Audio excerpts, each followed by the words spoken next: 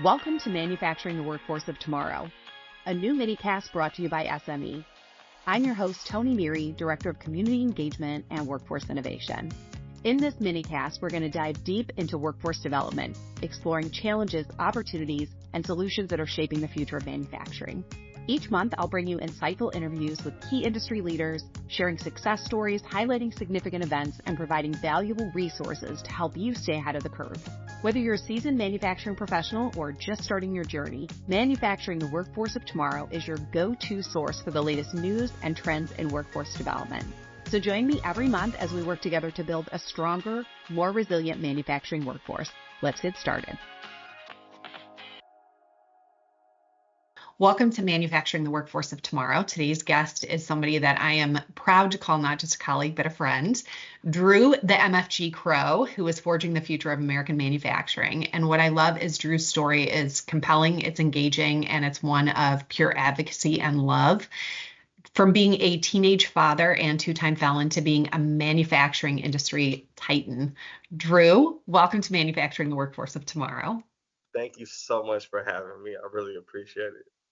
You and I hit it off and we were very fast friends because I think we come from similar backgrounds. And I love to think that when you grow up with challenges, you end up being a better person. I do believe there's two types of people. You're a victim or an advocate, and your advocacy for justice impacted individuals and really looking at how do we change the workforce to bring in these valuable individuals. And I do want to say I was also awakened to the fact that second chance citizens is really derogatory because some of these individuals never had a chance. Yeah. So Drew, can you talk a little bit about what it was like for you after incarceration and coming back? Because there were so many things that I just never understood about repaying and all of those different things. Can you tell us a little bit about what that was like? Absolutely. So, as a justice impacted individual, kind of like you alluded to, a lot of the times, most people who have committed a crime, especially a felony, they didn't commit that crime just because they woke up one day and wanted to do it. So a lot of the people that have done those things were victims of circumstance prior to even, becoming a justice impacted individual. Once we go through our sentencing and repay our dues to society, now we are told that we have an opportunity for that quote unquote second chance. But a lot of times, like you said, this is either our first chance or given the situation, there's not really a chance at all. So once we get out, the first thing that we've got to do is we've got to report to a probation or parole officer. And in that case, that's a state employed individual. But you, as the person that is on probation or parole, are required to pay that person every visit that you have, depending on not just your crime, but your plan when you get out, that either a counselor or a judge appoints for you. Then you have a certain amount of times that you have to go view this person. So for me, I had drug distribution crimes and I had like guns or whatever. And because of those crimes, I had to go see this person once every week. So in my case, I had to pay $150 every single week when I viewed this part, when I went to go see them and gave them all my stuff and stuff, meaning showing that I'm employed, showing how many hours I work, where my home is, what my landline, you've got to get a landline.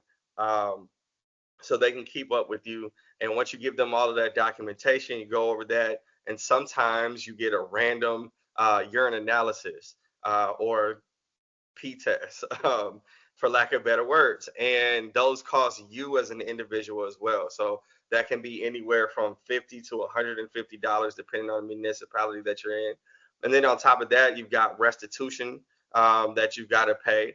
And then if you have children and you were away from them, the government usually was paying those things for you because you're probably from an impoverished situation. Again, those things lead to these crimes. So in my case, my girlfriend at the time, my wife now, she had our kids and just working on now one income instead of what I was bringing in plus hers. She had to get financial assistance from the government, right? So that meant for the 2 years that I was gone, the government was picking up the tab for Medicare, healthcare visits, food stamps, all those different things. And then when I came back out, now that responsibility was on me. So I had to pay the government back the subsidies that she was using just to, keep the lights on and keep my kids fed. So um, if that's not the case, if you and your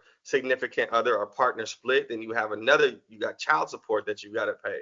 Any of these things not being paid on time, any visits not being made, you face the risk of being violated. And if you're violated, all of the time that you had on probation will now have to be served uh, back in prison or jail. So, when we get out, there's already a bill that we're accruing without good prospects of a job that's going to be able to take care of all of those new bills.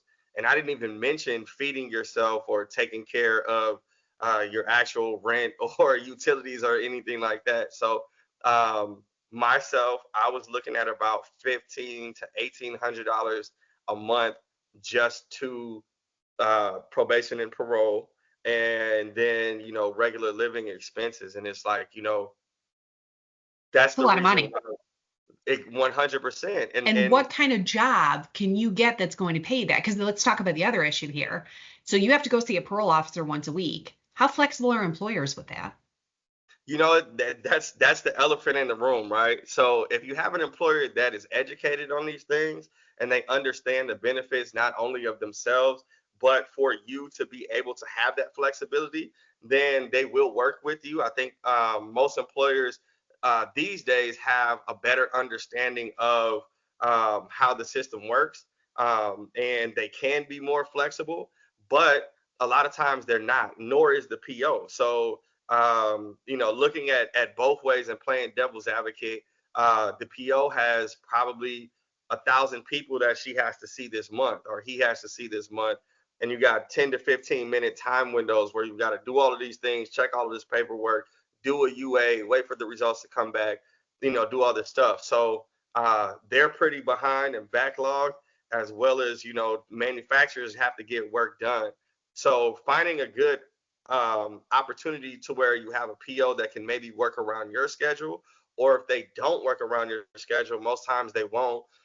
You have to have a good relationship with your employer to be able to say, hey, for this, hour of time, I need to drive to the other side of town and go handle this meeting and then come back. Um, and a lot of times that's not been the case, right? And then, for people in these positions and for a lot of people that come from adverse backgrounds, uh, advocating for yourself has never been a strength, right? And it Right. not only have you not been taught to advocate for yourself, that it's okay to do, but how to do it, right? And a lot of shame comes with having felonies on your record, right? And being able to speak to that, and then also speak to strengths that you have in spite of those things, is not a skill that you're equipped with. And there aren't many places that say, hey, you're paroling, let's put you through these classes so that you can do better advocating for yourself and even advocating to your employer why you'd be a great fit for them. So that's some of the work that I try to do on both ends. Not only working with the community, because the community does have a lot of things to get together, but really working with employers and teaching them how to teach their potential justice impacted individuals that come through for employment, helping them advocate for themselves or helping show them that it's okay to advocate for themselves, and they will help you through this process so that you can be the best worker that you naturally are. And I think that's a really good thing for employers to become educated on is understand some of the barriers to entry that these individuals are going through and giving some leeway for that. Now let's talk about the flip side and let's talk about the value that these employees can bring and the loyalty that they can bring to your workforce. So, Drew, how long did it take you to commute to work when you first started working in manufacturing? Oh man, probably I'd say almost an hour and a half one way. When I first got out, I had a suspended driver's license because of the charges that I had, and I wasn't able to drive. So I had to rely on public transportation, and the public transportation is on its own schedule. And then also, we know a lot of things happen. So I had to transfer from like bus to train to bus.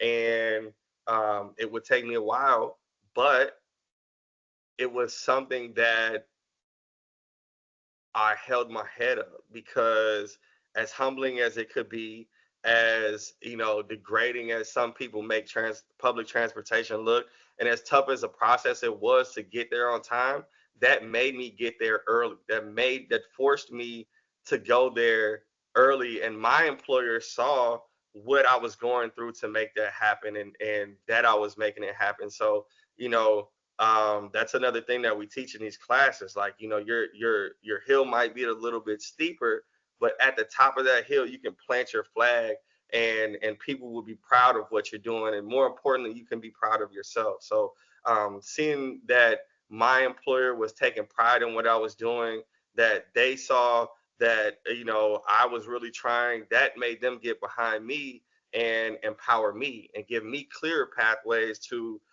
what I could do and what I could accomplish. And that's another thing that I encourage employers to do, is really really make the vision clear, right? So not only bringing people in, this isn't a charity thing, this isn't like a savior situation.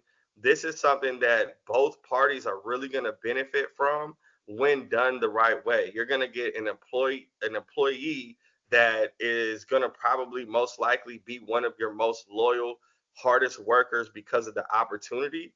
And then at the same time, you're going to get things like work tax credits. You're going to get things like, opportunity for upskilling. You're going to get things like people going back and being brand ambassadors for you and pulling more people from these communities in. And because they're a shining example, people from my hood knew what I was about. My nickname was Dope Boy Drewski, and when I stopped messing with dope and selling and doing all these things, like, people that resonated throughout the neighborhood, right? And there were people that didn't like me for it because I was no longer feeding their habit or whatever it was. But there was more people that big up me and were like, hey, whatever you're doing right now, I don't even care what it is. Like, I just want to do it, right? And these are some of these unheard of benefits that you get outside of just the tax credit and the workforce stuff like that. Then we look at, like, the zip codes in the neighborhoods that people are committing crimes, right? And 9 times out of 10 in these neighborhoods, there is a low taxpayer base, right? There is, schools that might not be as good, right? There might not be as many, street lights, all those different things that contribute to bad neighborhoods, that contribute to scarcity mindset and then crime. Once you're getting paid a decent wage, which manufacturing affords you, $22 to $25 on national average to start out, now you can pay your restitution, you can pay your PO, you can pay your random UAs, and it's not gonna, it's gonna put a dent in your pocket, but it's not gonna make it to where you feel like you need to supplement these things with outside extra activity and stuff that you shouldn't be doing that got you there in the first place. And one thing that I want to touch on, because I know this from our conversations and from our friendship over the years, how willing were you to learn new tasks and responsibilities? Oh, that's all I wanted to do. Like, that was an opportunity for me to also, kind of shed that label. I wear it proudly now, being a justice impacted individual, because of, how far I've come and how many people can look to me as inspiration when they're in that position. But when it first happened, all I wanted was the opportunity to prove that I was not what the paper said that I was, right? We call it F's on your report card. And that was something that, even though I did my time, even though I did, victim impact panels and wrote letters and like did all of these different things and had shown that the rehabilitation process had worked in my favor, I still carried that F on my report card. I still walked around with that shame. And when I could change my jacket, so to speak, from felon to machinist, and then from machinist or operator, and then operator to machinist, and then machinist to programmer, I dove head first. And that's all that I encompassed myself with, because it was available to me.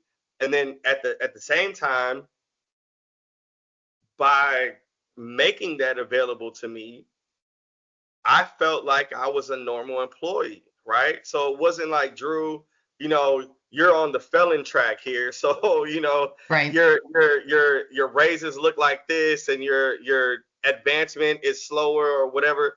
you know, I felt like that in my mind. I might have had those barriers, mentally, because of how society and other jobs were.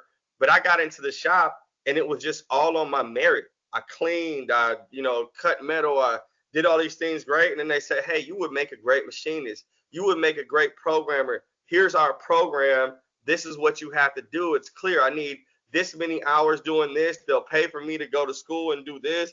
My classes will be this long, and I could calculate that, and I had a clear vision of not who I was now, but who I was gonna be, and I could see that person in my mind, and I could, every day make decisions that said, is this decision gonna get me closer to that person, or is this gonna, take me further away from who I want to be? And having that picture, and you know having an employer help me paint that picture clearly, was probably the catalyst that got me to those positions. And then it never stopped, right? So it was like, once you're empowered and you feel like you can do it, they show you you can do it, you start to actually do it and see the results of you doing it. When I wrote my first successful program, then I started looking at old programs and taking extra moves out and making them faster and more efficient. And then that turned into the engineering department. And it's like,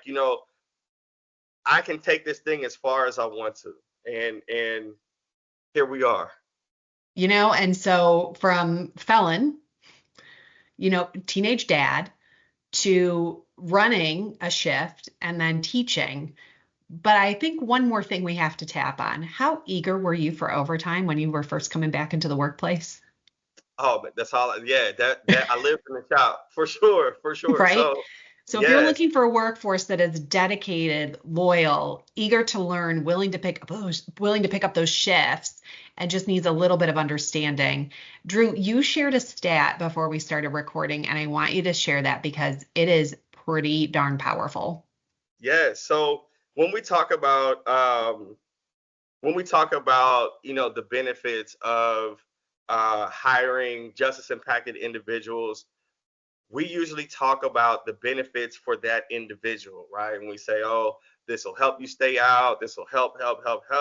And we don't really realize the actual benefits of society, for all of us, right? And one of the things that really jumped out to me is the ACLU recently put out a study that said expanding employment for justice impacted individuals for better paying jobs, a la jobs that are paying above the poverty line, a la manufacturing jobs, uh, would increase the national GDP by 78 to 87 billion dollars annually. So that's Insane. more, yeah, and that's just by saying, hey, we'll have better hiring and fair chance practices, and we can turn around the whole country like that. And that's one of the things that I love about manufacturing, because we're not just building things, we're building people, we're building communities, we're building whole countries, right? And,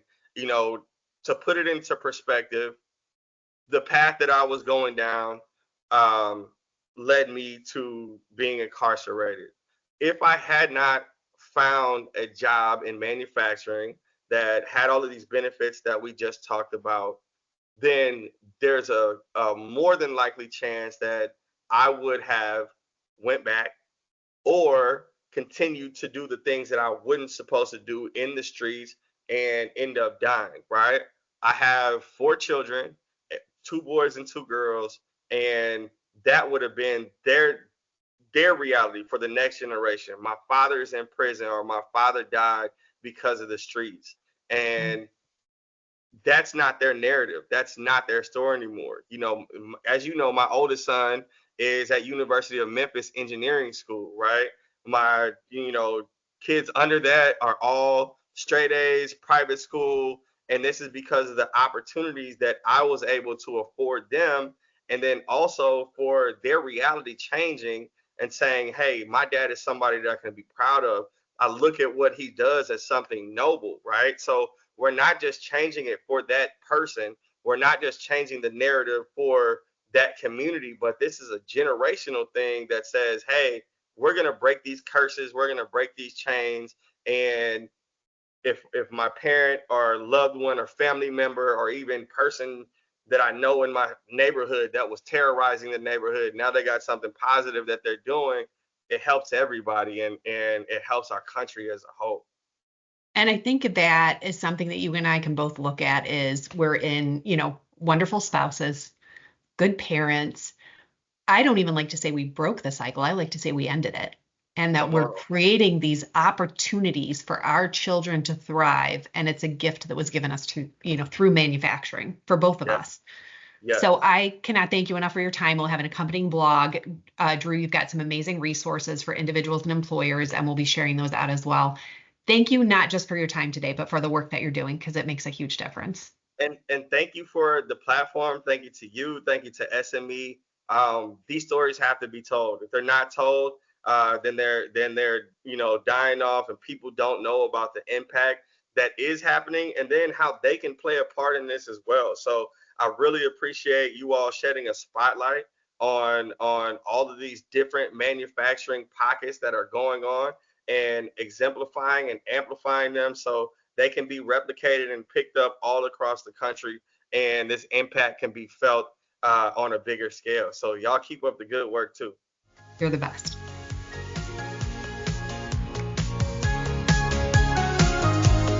That's a wrap for this episode of Manufacturing the Workforce of Tomorrow. Remember to subscribe to our podcast on your favorite platform to stay updated on all the latest trends and happenings in workforce development. Don't forget to visit our website at sme.org for more resources and information. Until next time, let's continue to build a stronger, more resilient manufacturing workforce together.